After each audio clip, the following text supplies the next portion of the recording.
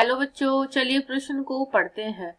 प्रश्न में दिया है, यदि आपके कक्षा में प्याज के मूलाग्र दिए जाए तथा गुणसूत्रों की संख्या गिनने को कहा जाए तो निम्न में से कौन सी अवस्था में ये आसानी से देख सकते हैं। तो इस प्रश्न की मुख्य अवधारणा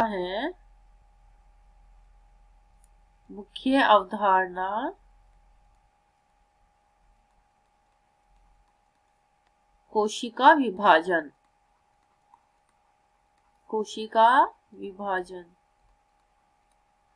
तो इस प्रश्न में हमें ये दिया गया है, गुणसूत्रों की जो संख्या होती है वो गिनने में सबसे अच्छी कौन सी अवस्था में आसानी से देखी जा सकती है।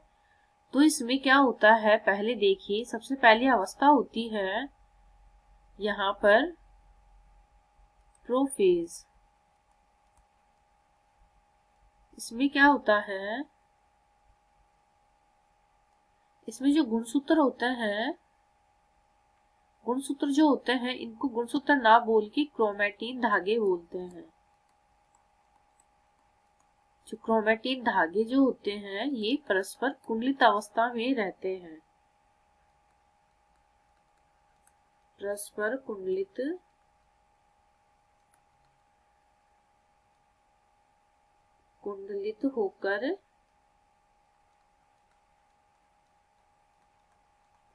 होकर सघन रहते हैं।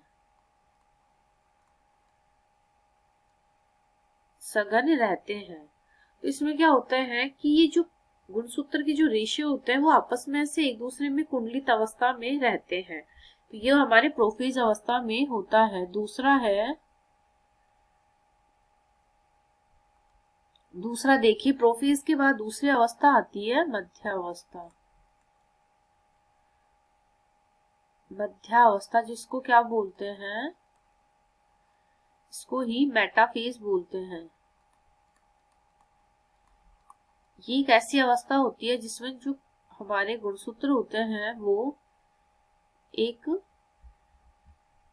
बीच की प्लेट जो पटलिका होती है उसके ऊपर आकर व्यवस्थित हो जाते हैं, और इसी समय जो होता है हम गुणसूत्र की जो संख्या होती है उसको आसानी से गिन सकते हैं और देख सकते हैं। तो इसमें क्या होता है, गुणसूत्र में जो तंतु रेशे होते हैं पूर्णतः विकसित हो जाते हैं।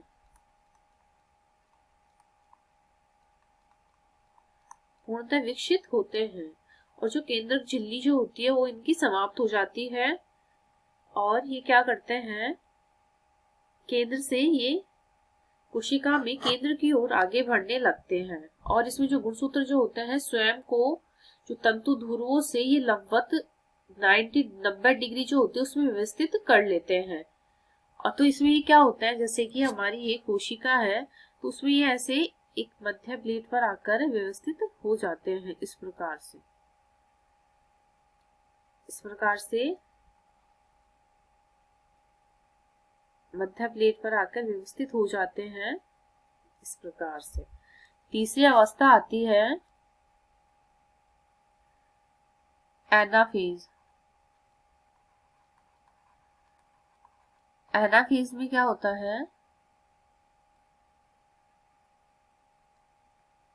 एनाफेज में ये क्या होते हैं, एक दूसरे से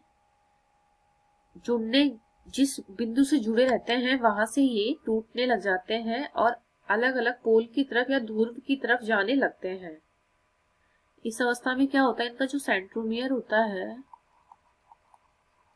गुणसूत्र में उपस्थित जो सेंट्रोमियर होता है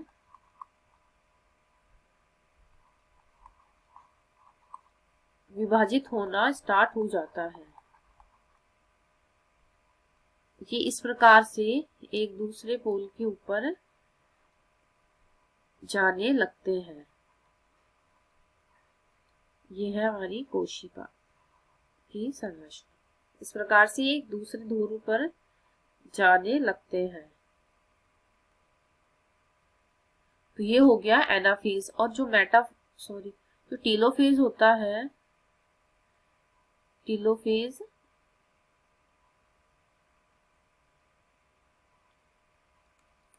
टेलोफेज में क्या होता है, ये दो अलग अलग कोशिका में विभाजित हो जाते हैं। टेलोफेज में क्या होता है, ये दोनों ध्रुवों पर उपस्थित जो गुणसूत्र होते हैं लंबे पतले होने लग जाते हैं और ये इस प्रकार से क्या करते हैं, अलग अलग ध्रुव पर चले जाते हैं और इनमें जो केंद्रिका जो होती है वो पुनः विकसित होने लग जाती है और ये क्या करते हैं, और जो ये कुंडलित रहता है ना, वो जो धागे होते हैं क्रोमेटिन वो भी खुल जाते हैं और ये आराम से अलग अलग गुणसूत्र बना लेते हैं। तो इसमें क्या होता है, ध्रुवों पर उपस्थित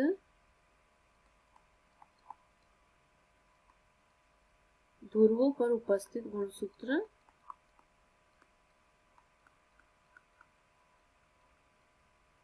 लंबे व पतले होने लगते हैं।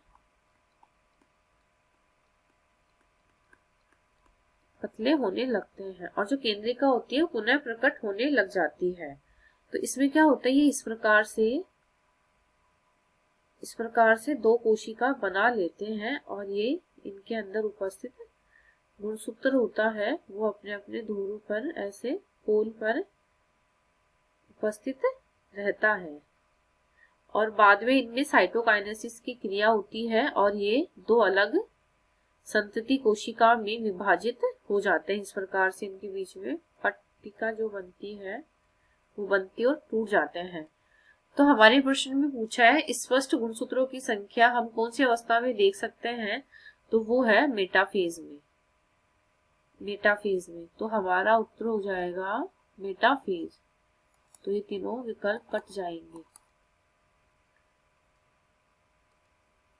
ये है मेटाफेज। आशा करती हूँ आपको इस प्रश्न का हल समझ में आया होगा। धन्यवाद।